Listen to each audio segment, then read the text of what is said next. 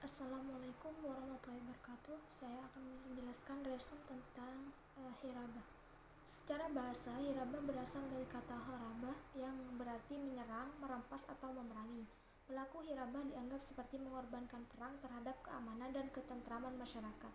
Adapun secara istilah, hirabah adalah tindakan kriminal yang dilakukan oleh individu atau kelompok dengan menghadang di jalan umum, menggunakan kekerasan atau ancaman senjata untuk merampas harta, melukai, atau membunuh tanpa hak. Dan tindakan ini sering dilakukan di tempat yang jauh dari pertolongan sehingga menciptakan ketakutan dan ancaman. Adapun dasar hukum hirabah, yang pertama Al-Quran menyebutkan hukuman untuk jarimah hudud yang mencakup kejahatan perampokan dan pencurian.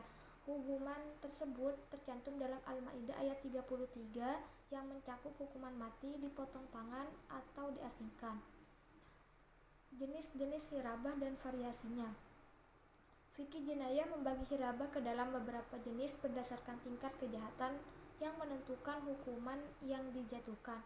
Adapun jenis-jenis hirabah meliputi: yang pertama, hirabah disertai dengan pembunuhan dan perampasan harta. Yang kedua, hirabah dengan pembunuhan tanpa merampas harta. Yang ketiga, hirabah dengan perampasan harta tanpa pembunuhan.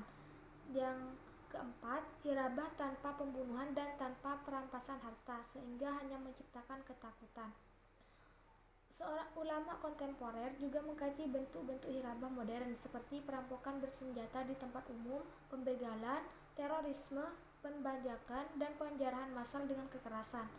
Sedangkan syarat dan unsur terjadinya hirabah yaitu suatu tindakan kriminal tidak bisa serta-merta dikategorikan sebagai hirabah tanpa memenuhi syarat dan unsur hukum yang ditetapkan ulama fikih, di mana syarat tersebut antara lain: pertama, pelaku bukan aparat atau petugas resmi, pelaku bukan dalam keadaan gila atau terpaksa, dan terjadi di wilayah yang tidak aman atau terbuka, dan yang terakhir, tindakannya menyebabkan ketakutan umum.